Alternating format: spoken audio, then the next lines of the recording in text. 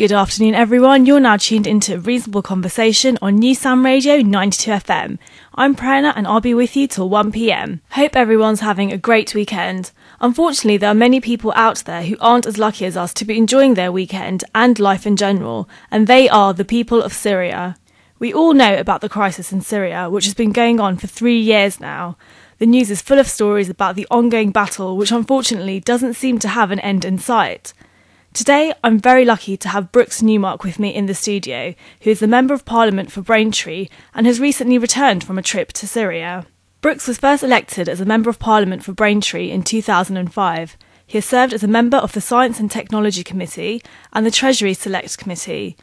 Brooks was also promoted to the Whip's office in July 2007, serving first as a Treasury Whip until 2009, and after that as a Foreign Affairs Whip in 2009 to 2010. In 2010, Brooks was re-elected in Braintree, and as part of the new coalition government, Brooks was appointed as a senior government whip with responsibility for the Department of Business and the Wales office, and later was given responsibility for the Department for International Development and the office of the Deputy Prime Minister until September 2012.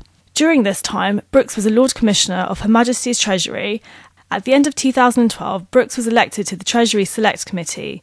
Brooks is also the co-chairman of the Conservative Party's Women to Win campaign. Hi Brooks, how are you? Thank you so much for coming on Newsound Radio. Delighted to join you today. And so we're going to be talking about Syria today. I understand you visited the region. I mean, we all know that there's a huge humanitarian crisis going on. Baroness Amos stated recently that there are 9 million refugees in Syria. 9 million people in Syria that are needing help. What was your experience when you went to Syria? Well, I think the crisis is not just in Syria. There are about 9 million displaced people internally in Syria out of, let's say, a population of 22 million. But there's also over 2 million refugees outside of Syria, and which is having a huge impact on its neighbouring countries, particularly Jordan and particularly Lebanon. And if you take Lebanon, for example, 25% of Lebanon's population today are all Syrian refugees. So it's having a terrible impact. And different countries treat their refugees differently. So I visited a refugee camp called Nizip on the Syrian-Turkish border earlier this year. And actually the Turks do a very good job at looking after the refugees. And I think they're an example of a country, I think, that has provided healthcare, provided education. The camps themselves are clean, they're secure, well looked after. And then you take a different example, for example, Jordan, where they take 250,000 refugees, effectively chuck them into the middle of the desert, and effectively they get on with it. And the problem is that that environment's highly insecure. There's a lot of violence. There are gangs building up there. There are people that sell their daughters in order to get some money in. I mean, the sort of situation in Jordan is very different, really, than in Turkey. Okay, I mean, we are giving aid to Lebanon, Jordan and Turkey. So, I mean, is there anything that we can do from the UK side of things that ensure that aid does reach people where it's needed? Yeah, I think it's, I try to look at best practices out there and who is doing a good job.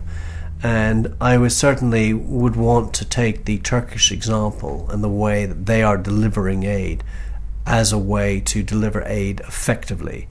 And it's always a question. I know that taxpayers, your listeners out there, are always concerned when we give money to developing countries, even when there's a crisis going on, that their money is being put to good use. But I just want to assure you that while we've given, I think we're the second largest donor in the world today, we've given £600 million towards the Syrian crisis, that money is being put to good work. It's being put towards things like sort of tents and first aid and food and education, and I think all the very basic things that I think many families need desperately. I mean, Britain, like you said, they have been giving a lot of aid, and so has the EU and the UN. Why are we then seeing all these terrible pictures on the news of, people being unable to seek medical help? Well, there's two different things going on. There is the aid and support that's being given in refugee camps outside of Syria. But going back to your very first point, which is the 9 million displaced people internally, I think we've seen some pictures For example, there's a Palestinian camp where it's been terrible. They've been bombarded for months and months. They're living without food, they're starving, and it's much harder in an insecure area, such as inside of Syria, to deliver aid as opposed to trying to deliver aid outside of Syria to those refugee camps, which is why both the UN and the West in general, and the Friends of Syria, which are the 11 main countries supporting the Syrian Opposition Council, are trying to create a humanitarian corridor inside so that aid can be delivered safely and securely. Because at the moment it's quite difficult in getting aid because of the various different factions that are in Syria. Yes, and there are a variety of different groups there. There's not only the government forces, and they are the most lethal out of all the forces because they've got heavy artillery, they've got Hezbollah fighters, they've got rockets, they've got airplanes, they've got helicopters. So, 90% plus of the damage going on is actually created by the government forces. Then you've got some of the more extreme elements, such as Jabhat al-Nusra and ISIS. But compared to most of the opposition, and let's say there are roughly 150,000 opposition fighters, the extremists represent less than 10% of those. But still, we are seeing quite a few, shocking things on the news. Recently, there were 13 nuns that were kidnapped from a Christian village inside Syria, and that was by the rebels. Did you think that the kind of Islamist rebels are playing havoc as well in Syria and are causing, quite a lot of destruction too? Well, you've got to be very careful using the phrase Islamist because, Islamism isn't necessarily a bad thing. I think that what is bad is some of the more extremist elements, as I said, like Iraq Sham, who is ISIS, and Jabhat al-Nusra, and they're the ones who are the extremists we need to be concerned about, not necessarily the Free Syria Army, who come from a whole variety of backgrounds. They're teachers, they're doctors, they're students, they're engineers. They're very ordinary people who are trying to defend their communities from the violence that's being inflicted on them by the Assad regime. So we mustn't create a moral equivalence. We've got to be very clear about this. Most of the damage, most of the bad stuff going on is coming from the Assad regime. Yes, there is bad things going on from the opposition, but as I said, they tend to be a minority of the extremists. Okay, and moving on to the Assad regime, the crisis in Syria has been going on for 3 years now. Do you think it's lasted so long because there is still quite a lot of support for Assad and his regime? Well, I think there is certainly a climate of fear, and 15% of the population today are Alawites, and Alawites naturally coalesce around Assad because they view him as their protector. They may not all necessarily even like him. The Christians are pretty split. There are many Christians in the Syrian National Coalition and the Free Syria Army. I certainly met one of the leaders of one of the opposition fighting forces called the St. George's Brigade, who are Christians, when I was out there last August. So the opposition on the whole is fairly unified in opposing Assad and comes from a broad group of people who are Druze, they're Kurds, they're Christians, and as I said, obviously they're Sunnis as well. There are Alawites in the opposition, but they're still relatively few, and one thing I've always tried to encourage the Syrian National Coalition is to try and be more inclusive, try and engage with the Alawite community so so you don't have Assad playing on their fears.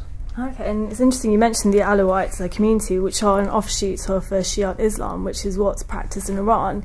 Do you think maybe the whole Syrian crisis is like a wider political game between Syria and Iran, and also Saudi Arabia and Qatar, who feel threatened by Iran's power and who are actually funding the rebels in Syria? Yeah, this has many levels and layers to it. On its most basic level, it is an unpopular regime that is being opposed by the majority of Syrians. So on a localized level, most people, I'd say probably 80–85% of the population, do not like Assad. They want to get rid of him. The next level, you're absolutely right, is sort of the battle between the Gulf countries versus Iran in wanting to get control of this important strategic area of Syria. For Iran, Syria plays an important role as a corridor to its supply lines to Hezbollah in southern Lebanon. For Saudi and Qatar, they view it as a battle to be, who is going to be a regional superpower. And the battle lines are drawn today very much over Syria between Saudi and Qatar and perhaps the Gulf countries on the one hand versus Iran. Then layered on top of that, of course, is the sort of West as a whole versus Russia. Russia has its strategic port of Tartus. In the same way, they've recently gone into Crimea because they want to keep their access to the Black Sea and so on as an important port. The port of Tartus plays a strategic role for Russia, so it wants to hold on to Syria and has been doing everything in its power to prop up the illegitimate Assad regime. We'll speak about Russia a little bit later on in our interview, but it's interesting for our listeners to know that you've actually met Assad yourself. What did you think of him when you saw him? Well, I met Assad over several times over a period of 5 years, and I very much wanted to believe that, having spent at least a couple of years here in the UK, he has an English wife from a Syrian background, that, he was going to be a breath of fresh air, that he was going to be progressive, that he was going to bring about political change in his country. And he certainly talked that language very much in the many times that I met with him. It's just that unfortunately at the end of the day he failed to deliver that. And that led to the frustrations amongst the people who themselves, I think, had very high expectations from me. When I was traveling around Syria, certainly in Assad's early days, they had high hopes that Assad and his wife Asma would bring about change to Syria. That never really materialized. The security forces had an absolute grip on the country. And while probably one part of him did want to bring about change, the more pragmatic side of him unfortunately didn't. And what is the UK's position on Assad? Is it that, we definitely want him to go and no negotiations with him in the equation is possible? Well, I think, he has no future in Syria today. I think there's a general view that after everything he's done with the slaughter of over 130,000 people now, the gassing of his own people in the end of last summer, that he really has no place in running Syria. Certainly the majority of Syrians wouldn't want him.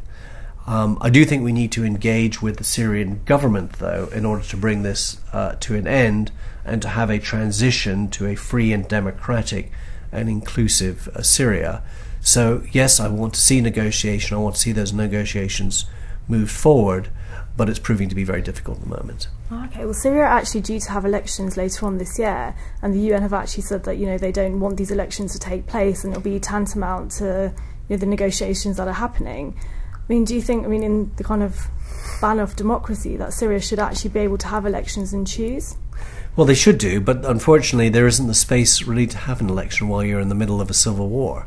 And so what you'll probably find is the only people who will actually vote will be the sort of 15% of the Alawites who are supporting Assad. And I think his last time he was elected in 2007, and they have elections every 7 years there, he won by about 97.5%. So I don't think that, I think in any democratic election, winning by 97.5% doesn't show that there's real democracy there. And with the whole sanctions, there are sanctions on Syria at the moment. Do you think these sanctions are working? No, they're not. I think on the edges, but I think certainly while Russia is still supporting the Assad regime and Iran, it's a little difficult for the sanctions themselves to really bite.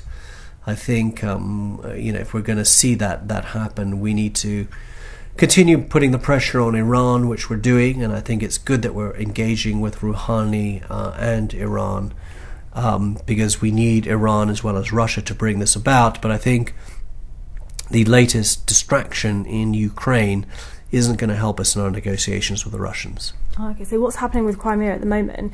Is that kind of stopping Russia's negotiations within the UN? I think it's stopping Russia's negotiations anywhere. They can't claim the moral high ground. They were talking about, I think Putin was talking about America's sort of exceptionalism in its view of itself when it came to Syria and other parts of the world. Well, I think Putin's behaviour recently is no different than that. And in terms of the rebels, do you think the British government should be supplying arms to the rebels? Personally, yes, I do. I've argued this in Parliament, that it's an asymmetrical war in which Assad has on his side, thousands of tanks, thousands of missile systems, over 300,000 soldiers. He's got the support of arms coming from Russia, support of arms coming from Iran, and meanwhile the opposition has to scrap around trying to find weapons to simply defend their communities. And I think, from a humanitarian level, if we're not prepared to intervene, which I supported again last summer when I wanted to see a strike on Assad's air capabilities, I think by restricting his ability to stay on the land and not fly in the air, you'll see far less deaths, and you'll create more balance on the ground, which will, I think, certainly help the opposition gain some of the territory which they've lost in recent months. Okay, but isn't the war basically in Syria Assad fighting against all these opposition groups? And if we start arming the opposition, I know you mentioned that only 10% are kind of these terrorist organisations, but isn't there a fear that these weapons might fall into their hands and they may be misused or manipulated? In war you're always going to see that, and that's just a question of, I think, working effectively with the opposition. You can't say, out of a population of, let's say, 22 million today, that because you're worried that arms may get in the hands of 10 or 12,000 people, that you're not going to support the 99.9% of the population. So I think, we need to be there. We need to be supporting the Free Syria Army and the Syrian National Coalition as much as possible, and that certainly means giving them better arms to protect their communities. And moving on to the kind of Syrian National Coalition, who elected these people? How did these people get into the position to be a fair representative of the kind of anti-Assad regime? Well, they do, and I've met many members from the Syrian National Coalition, and they represent the broad swathe of Syrian people. As I said, they represent Kurds, they represent Druze, they represent Christians, they represent Sunnis, and they represent Alawites as well. I've met all those groups within the Syrian National Coalition, and they certainly represent that. They don't agree with each other, but look, if we want democracy to flourish, they're never necessarily going to speak with one voice, but certainly the SNC represents the broad swathe of opinion within Syria today. And for us in the UK, the war in Syria is also having an effect. Whitehall has recently said that half of MI5's anti-terror cases involve Britons who've travelled to fight in Syria. And it's estimated about 215 British jihadists have now returned to the UK. What do you think of Theresa May's statement, which said that we're going to be dealing quite, strictly and criminalising all those who have gone to fight in Syria and then have returned to the UK? Well, I think the group that have gone over to fight in Syria are actually a mixed bunch. There are some that go on a jihad, and what I call jihad in a slightly more traditional, legitimate way, like Dr. Khan. Dr. Khan was a doctor who went over to help his fellow man, these Sunnis who were being attacked day in and day out just over the Turkish border in Syria. And he went there for medical reasons, to give medical support, because there is no medical support on the ground. Unfortunately, he got picked up somehow by the government, the Syrian government, and was jailed, beaten up, and was eventually killed. And there are others like Dr. Khan who may go over there because they want to be helpful, and not because they're going over there with a view to coming back and creating terrorist offences back here. And then there's another group of people who unfortunately are. And I think that Theresa May, the Home Secretary, and the security forces are very much interested in them, because what they don't want to see are people coming back and letting off bombs, as we saw in the 7/7 attack several years ago. So there's a fine line that comes down to good intelligence, and I think the Home Secretary is certainly right to keep an eye on all that. Do you think we're kind of giving mixed messages to people, saying we want to support, the anti-Assad army, the Free Syrian Army?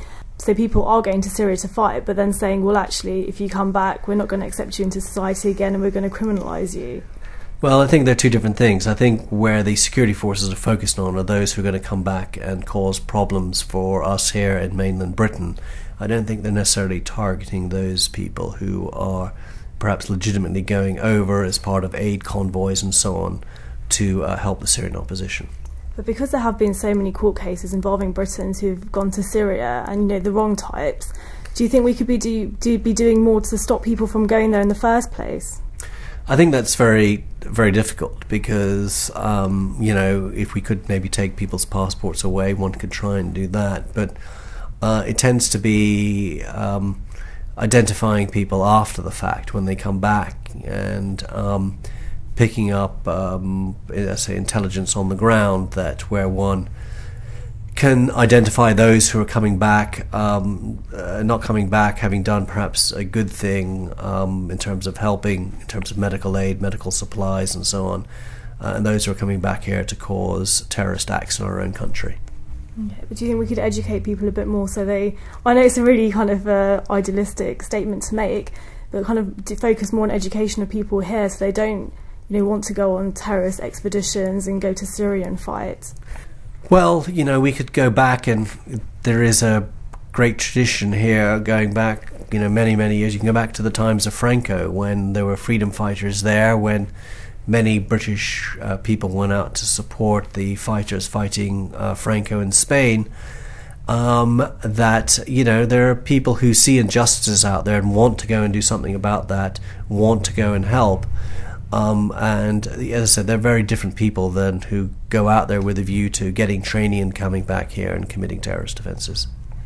And Syria have recently said that they're going to destroy their chemical weapons. Do you think this is something that's quite positive and could show that the Syrian regime are changing and adapting? No, I don't think so. I mean, there was a deadline given to Assad, which was, I think, about 3 weeks ago now, and only 5% of the chemical weapons had been destroyed by that deadline. So, Assad is the master of delay and subversiveness and coming up with excuses why he can't do things, and I think we need to put more pressure on him. And what do you think? What does the future hold for Syria? What do you think is going to happen in the future? Do you think Assad will stay? Do you think there are going to be elections and things will change? Or do you think, I don't know, what's your opinion of it all? No, I think sadly, we didn't help the Syrian opposition when they needed it most, when things were at a tipping point last August, when we could have tipped the balance of the war into their favour by doing an attack on Assad's air capabilities, which is what the point of last August's vote was. We missed that opportunity and pretty much sent a signal to Assad that it's not okay to kill your people with chemical weapons, but you can kill as many people as you want with conventional weapons, and that's exactly what he's doing. I think it's going to be very difficult to see an end to this war in the near future, and this could well go on for another decade. And do you think it has wider implications for the rest of the region as well? I mean, we've been seeing fighting in Lebanon and bombs being exploded there as well. Do you think it's going to have a huge impact overall in the area? Yeah, the difference between, let's say, using this phrase, the Arab Spring in Syria as opposed to any other of the countries was they were implosions that affected only that country, like Egypt and Tunisia and so on. I think that in Syria's case it was an explosion which has been infecting the surrounding countries, that it's not something that has been contained within Syria. And I think that's been the general concern of many people, both in the Gulf as well as the West, that, with the amount of refugees particularly that are flowing into the neighbouring countries, that if 25% of your population in Lebanon are refugees, if 20% of your population in Jordan are refugees, this can create huge social unrest, and I think that's the risk there. Brooks, thank you very much for talking about Syria. It's been a pleasure having you on the radio. Thank you very much. Great, okay, delighted to help. If any of you have any topics you feel strongly about and would like me to discuss, do let me know. You can text me on 07961 387 787 or write to me on a Reasonable Conversations Facebook page. You can also tweet me at nusound92fm or at Prerna.